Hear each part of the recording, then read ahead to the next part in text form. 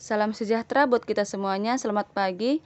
Yang saya hormati Bapak Bahrul Khair Amal, MSI, selaku dosen pengampu mata kuliah Masalah-Masalah Sosial dan Kemiskinan.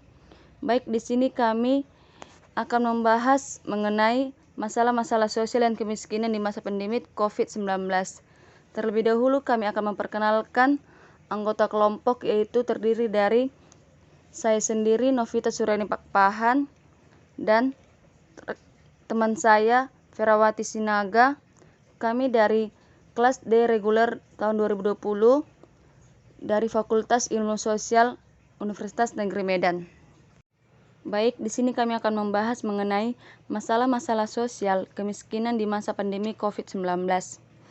Kemiskinan diartikan sebagai suatu keadaan di mana seseorang tidak sanggup memelihara dirinya sendiri sesuai dengan taraf kehidupan kelompok dan juga tidak mampu memanfaatkan tenaga, mental, maupun fisiknya dalam kelompok tersebut.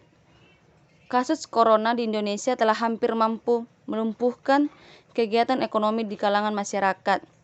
Sejak pemerintah menerapkan berbagai kebijakan seperti work from home, perbatasan wilayah, dan penutupan berbagai tempat publik seperti tempat wisata, banyak perusahaan atau perkantoran yang meliburkan pegawainya.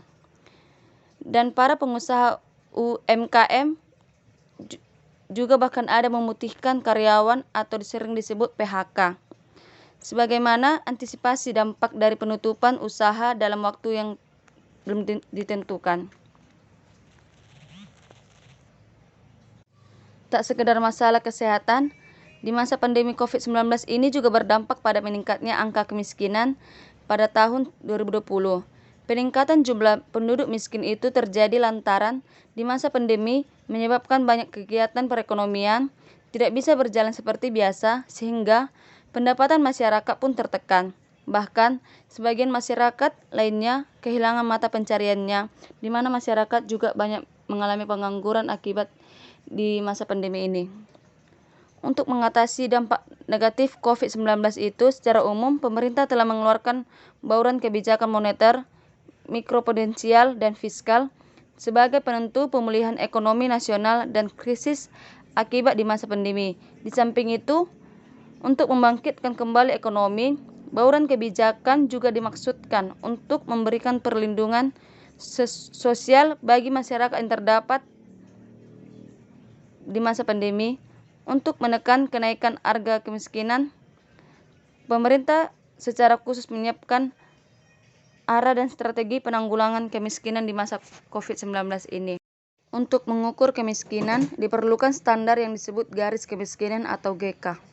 Garis kemiskinan ini mencerminkan nilai rupiah pengeluaran minimum yang diperlukan seseorang untuk memenuhi kebutuhan pokok hidupnya selama sebulan, baik itu kebutuhan makanan maupun non-makanan. Selain melihat GK, pada periode sebelumnya, perhitungan GK juga mempertimbangkan perubahan harga atau inflasi atau deflasi. GK terdiri dari GK makanan atau nilai pengeluaran minimum untuk kebutuhan makanan yang setara 2.100 kilokalori per kapita per hari, dan GK non-makanan atau nilai pengeluaran minimum dan mengukur kemiskinan. Penduduk yang memiliki rata-rata pengeluaran per kapita per bulan di bawah GK dikategorikan miskin. Setiap daerah juga memiliki GK masing-masing, yang artinya itu penentuan GK yang tak dipukul rata untuk sebuah wilayah, bahkan juga untuk daerah perkotaan dan perdesaan juga dibedakan. Hal ini disebabkan oleh perbedaan pola konsumsi masyarakat dan harga komoditas tiap wilayah. Adapun dari jenisnya, kemiskinan dapat dibagi dalam 4 bentuk, yaitu yang pertama, 1. Kemiskinan absolut, di mana kemiskinan absolut ini yaitu pendapatan seseorang berada di bawah garis kemiskinan dan tidak cukup untuk memenuhi kebutuhan mendasar. Yang kedua, kemiskinan relatif, di mana kemiskinan relatif itu kemiskinan akibat kebijakan pembangunan yang belum menjangkau seluruh masyarakat sehingga terjadi ketimpangan distribusi pendapatan. Yang ketiga, kemiskinan kultural. Kemiskinan kultural diakibatkan adanya kultur malas, pemboros, dan tidak kreatif meski ada bantuan dari pihak luar. Keempat, kemiskinan struktural. Kemiskinan struktural ini karena adanya rendahnya akses terhadap sumber daya akibat sistem sosial, budaya, dan politik yang tidak mendukung pembebasan kemiskinan. Tingkat kemiskinan dengan gambaran kemiskinan tersebut di atas pandemi COVID-19 ini ditengarai telah menjadi salah satu penyebab meningkatnya persentase penduduk miskin yang diikuti pula dengan memburuknya kedalaman dan keparahan kemiskinan. Badan Pusat Statistik atau yang biasa disebut BPS mencatat jumlah orang miskin di Indonesia bertambah pada tahun 2020 yang lalu. Dampak pandemi mulai terasa pada kuartal tahun 2020, persentase penduduk miskin naik menjadi 9,78% atau naik 0,37% dari Maret tahun 2019. Kemudian pada tahun 2020, mulai dari September, jumlah orang miskin bertambah dari 0,97% atau 2,76 juta secara tahunan. Total orang tergolong miskin menjadi 10,79% dari jumlah penduduk atau 27,55 juta orang. Di beberapa daerah yang menjadi epicentrum COVID-19, angka kemiskinan cenderung naik antara 1,2% hingga 1,6% poin. Persentase penduduk miskin di Jawa Tengah pada September 2020 menjadi 11,84%, di Jawa Timur 11,46%, di Jawa Barat sebesar 8,43% dan di DKI Jakarta sebesar 4,69%. Adapun persentase penduduk miskin terbesar adanya di Papua yaitu sebesar 26,80%. Disusul Papua Barat sebesar 21,7% dan di Nusa Tenggara Timur sebesar 21,21%. Di masa pandemi telah memberikan dampak ke tingkat kemiskinan melalui lapangan pekerja. BPS menyebutkan sebagai 29,19% jumlah penduduk atau 14,28% dari jumlah penduduk usia kerja terkena dampaknya. Dari total tersebut, sejumlah 2,56 juta penduduk menjadi pengangguran, sementara 1,77% juta penduduk sementara tidak bekerja. Selain itu, sejumlah 24,3 juta penduduk bekerja dengan pengurangan jam kerja. Meningkatnya persentase penduduk miskin itu juga diikuti dengan memburuknya kedalaman dan keparahan kemiskinan, di mana indeks kedalaman kemiskinan meningkat dari 1,61% pada bulan Maret tahun 2020 menjadi 1,75% September lalu, di mana kedalaman kemiskinan itu menggambarkan rata-rata jarak antara pengeluaran penduduk miskin dan garis kemiskinan itu sendiri. Hal ini mengingat dengan kemampuan daya beli yang kian menurun. Pengeluaran rumah tangga akan terkonsentrasi untuk memenuhi kebutuhan pangan. Untuk menekan tingkat kemiskinan pada tahun 2020, pemerintah telah memberikan stimulus fiskal berupa bantuan sosial yang cakupannya diperluas dan indeks bantuan yang dinaikkan. Yang pertama, program Keluarga Harapan atau PKH dengan target 10 juta keluarga penerima manfaat atau KPM yang ditingkatkan indeks bantuannya sebesar 25% serta penyaluran dilakukan setiap bulan. Kedua, program sembako yang diperluas menjadi 20 juta KPM dengan indeks bantuan yang meningkat menjadi Rp200.000 KPM per bulan. Ketiga, bantuan sosial tunai atau BST sebesar Rp600.000 per bulan diberikan selama 9 bulan bagi 9 juta KPM di luar wilayah DKI Jakarta, Bogor, Depok, Tangerang, dan Bekasi. Keempat, bantuan sosial khusus dalam bentuk paket sembako bagi keluarga terdampak di wilayah DKI Jakarta, Bogor, Depok, Tangerang, dan Bekasi bagi 1,9 juta KPM selama 9 bulan. Kelima, bantuan pembebasan serta pengurangan tarif listrik 450 VA dan 900 VA bagi penduduk miskin dan rentan. Keenam, pemanfaatan dana desa untuk mengurangi dampak daripada COVID-19 tersebut. Selanjutnya, strategi meredam kemiskinan. Untuk menekan angka kemiskinan selama pandemi COVID-19, pemerintah telah menyusun strategi penanganan kemiskinan seperti disebutkan dalam Perpres 122 2020 tentang pemutakhiran. Apalagi dalam situasi seperti ini, banyak lapangan pekerjaan dari swasta maupun negeri memberhentikan para karyawan-karyawannya, sehingga di masa pandemi ini banyak yang kehilangan mata pencahariannya. Sehingga dari hal tersebut menimbulkan adanya kemiskinan yang sangat-sangat meningkat.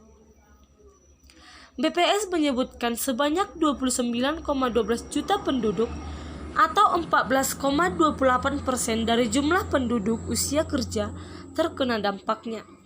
Dari total tersebut, sejumlah 2,56 juta penduduk menjadi pengangguran, sementara 1,77 juta penduduk tidak bekerja.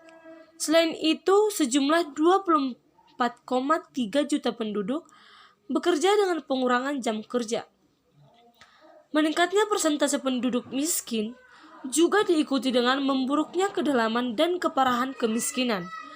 Indeks kedalaman kemiskinan meningkat dari 1,61 pada Maret 2020 menjadi 1,75 pada September lalu.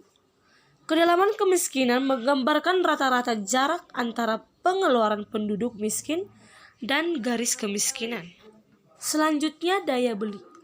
Bertambahnya penduduk miskin akibat dampak COVID-19 tersebut sekaligus mencerminkan pula turunnya daya beli masyarakat.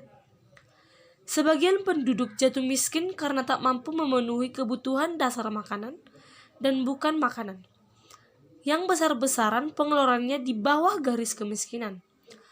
Turunnya daya beli masyarakat itu pada gilirannya akan menyebabkan derajat kemiskinan semakin dalam dan parah secara faktual. Hal itu terekam dari porsi pengeluaran untuk pangan yang semakin besar daripada porsi pengeluaran non-pangan. Namun, semakin besarnya persentasi pengeluaran pangan, bukan berarti pangan yang dikonsumsi akan semakin berkualitas. Hal ini mengingat dengan selanjutnya, di beberapa daerah yang menjadi epicentrum COVID-19, angka kemiskinan cenderung naik antara 1,2% hingga 1,6 persen poin. Epicentrum artinya titik di permukaan bumi yang berada tepat di atas atau di bawah kejadian lokal yang mempengaruhi permukaan bumi. Namun epicentrum dalam konteks penularan COVID-19 ini, kata epicentrum bisa diartikan sebagai pusat penyebaran wabah. Kata epicentrum mungkin bukan penggunaan kata yang akurat untuk lonjakan kasus, apalagi pada kasus wabah seperti ini. Namun, ia mengatakan itu berguna untuk memahami titik di wilayah tertentu di mana aktivitas penularan dari COVID-19 ini paling banyak atau daerah yang paling menonjol dengan wabah tersebut. Jadi peningkatan kemiskinan naik antara 1,2% hingga 1,6%. Poinnya bertambah 4% dalam waktu yang sangat-sangat cepat. Persentase penduduk miskin di Jawa Tengah pada September 2020 menjadi 11,84%, di Jawa Timur 11,46%, di Jawa Barat 8,43%, dan di DKI Jakarta 4,69%. Adapun persentase penduduk miskin terbesar ada di Papua, yakni 26,8%, disusul Papua Barat 21,7%, dan Nusa Tenggara Timur 21,21%. Pandemi juga telah memberikan dampak ke tingkat kemiskinan melalui lapangan kerja. Jadi akibat dari pandemi COVID-19 ini, kemiskinan terjadi akibat lapangan kerja yang sangat minim. Semenjak pandemi ini belum ada di negara Indonesia, lapangan pekerjaan juga sangat-sangat sulit didapatkan. Apalagi dalam situasi seperti ini. Banyak lapangan pekerjaan dari swasta maupun negeri memberhentikan para karyawan-karyawannya, sehingga di masa pandemi ini banyak yang kehilangan mata pencahariannya. Sehingga dari hal tersebut menimbulkan adanya kemiskinan yang sangat-sangat meningkat. BPS menyebutkan sebanyak 29,12 juta penduduk atau 14,28% dari jumlah penduduk usia kerja terkena dampaknya. Dari total tersebut, sejumlah 2,56 juta penduduk menjadi pengangguran, sementara 1,77 juta penduduk tidak bekerja. Selain itu, sejumlah 24,3 juta penduduk bekerja dengan pengurangan jam kerja. Meningkatnya persentase penduduk miskin juga diikuti dengan memburuknya kedalaman dan keparahan kemiskinan. Indeks kedalaman kemiskinan meningkat dari 1,61 pada Maret 2020 menjadi 1,75 pada September lalu. Kedalaman kemiskinan menggambarkan rata-rata jarak antara pengeluaran penduduk miskin dan garis kemiskinan. Selanjutnya, daya beli. Bertambahnya penduduk miskin akibat dampak COVID-19 tersebut sekaligus mencerminkan pula turunnya daya beli masyarakat. Sebagian penduduk jatuh miskin karena tak mampu memenuhi kebutuhan dasar makanan dan bukan makanan, yang besar-besaran pengeluarannya di bawah garis kemiskinan. Turunnya daya beli masyarakat itu pada gilirannya akan menyebabkan derajat kemiskinan semakin dalam dan parah secara faktual. Hal itu terekam dari porsi pengeluaran untuk pangan yang semakin besar daripada porsi pengeluaran non-pangan. Namun, semakin besarnya persentasi pengeluaran pangan bukan berarti pangan yang dikonsumsi akan semakin berkualitas. Hal ini mengingat dengan kemampuan daya beli yang kian menurun. Pengeluaran rumah tangga akan terkonsentrasi untuk memenuhi kebutuhan pangan. Untuk menekan tingkat kemiskinan pada tahun 2020, pemerintah telah memberikan stimulus fiskal berupa bantuan sosial yang cakupannya diperluas dan indeks bantuan yang dinaikkan. Yang pertama, program Keluarga Harapan atau PKH dengan target 10 juta keluarga penerima manfaat atau KPM yang ditingkatkan indeks bantuannya sebesar 25% serta penyaluran dilakukan setiap bulan. Kedua, program sembako yang diperluas menjadi 20 juta KPM dengan indeks bantuan yang meningkat menjadi Rp200.000 KPM per bulan. Ketiga, bantuan sosial tunai atau BST sebesar Rp600.000 per bulan diberikan selama 9 bulan bagi 9 juta KPM di luar wilayah DKI Jakarta, Bogor, Depok, Tangerang, dan Bekasi. Keempat, bantuan sosial khusus dalam bentuk paket sembako bagi keluarga terdampak di wilayah DKI Jakarta, Bogor, Depok, Tangerang, dan Bekasi bagi 1,9 juta KPM selama 9 bulan. Kelima, bantuan pembebasan serta pengurangan tarif listrik 450 VA dan 900 VA bagi penduduk miskin dan rentan. Keenam, pemanfaatan dana desa untuk mengurangi dampak daripada COVID-19 tersebut. Selanjutnya, strategi meredam kemiskinan. Untuk menekan angka kemiskinan selama pandemi COVID-19, pemerintah telah menyusun strategi penanganan kemiskinan seperti disebutkan dalam Perpres 122 2020 tentang pemutakhiran RKP 2021. Dalam Perpres itu dinyatakan penurunan kemiskinan pada tahun 2021 terus diupayakan untuk mengejar ketertinggalan karena adanya penambahan penduduk miskin pada tahun 2020 pasca pandemi COVID-19.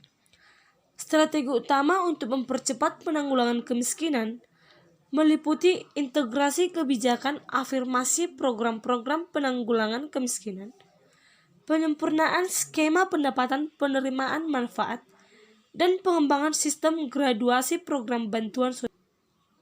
Penurunan tingkat kemiskinan akan dilakukan melalui dua upaya, yaitu mengurangi beban pengeluaran masyarakat dan meningkatkan pendapatan keluarga miskin dan rentan sehingga memenuhi kebutuhan dasarnya. Baik, di sini saya akan menyimpulkan hasil materi yang kami bahas mengenai masalah-masalah sosial kemiskinan di masa pandemi COVID-19 ini. Jadi tak sekedar masalah kesehatan di masa pandemi COVID-19 ini juga berdampak pada meningkatnya angka kemiskinan sepanjang tahun 2020 ini, di mana peningkatan jumlah penduduk miskin itu terjadi lantaran adanya pandemi menyebabkan banyak kegiatan perekonomian tidak bisa berjalan seperti biasa, sehingga pendapatan masyarakat pun tertekan. Bahkan juga sebagian masyarakat lainnya kehilangan mata pencariannya. Jadi untuk mengatasi dampak negatif COVID-19 itu, secara umum, pemerintah telah mengeluarkan bauran kebijakan moneter, mikroprudensial, dan fiskal, di mana sebagai penentu pemulihan ekonomi nasional dan krisis pandemi. Dan strategi yang dilakukan untuk dapat menurunkan tingkat kemiskinan dapat dilakukan dalam upaya, yaitu 1. Mengurangi beban pengeluaran masyarakat dan meningkatkan pendapatan keluarga miskin dan rentan sehingga memenuhi kebutuhan dasarnya. Baik, sekian dari hasil pemaparan dari kelompok kami. Jika ada kesalahan dari tutur kata kami, mohon dimaafkan, dan semoga hasil dari pemaparan materi kami ini dapat berguna buat kita semuanya. Sekian dan terima kasih saya ucapkan.